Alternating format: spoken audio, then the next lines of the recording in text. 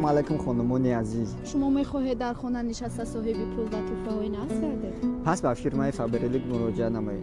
фирмаи Faberlic ба шумо ҳамаи нозукиҳои худашро нишон медиҳад ва регистратсия бепул аст, 20% скидка.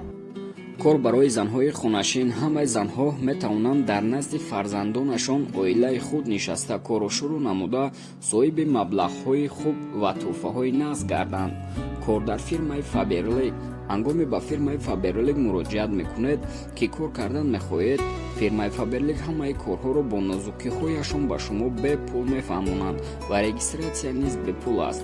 ҳангоми регистратсия мешавед, шумо ба таври автоматикӣ коргари фирмаи Faberlic мешавед ва ба шумо аз тарафи фирма 20% скидка мешавад. мо мехоҳем ба занҳои дигар низ тавсия диҳем ки аз он ки дар хона бекор менишинанд, марҳамат ба мо муроҷиат кунанд. дар рақамҳои дар рӯи экран буда метавонед муроҷиат намоед. мо шуморо интизорем.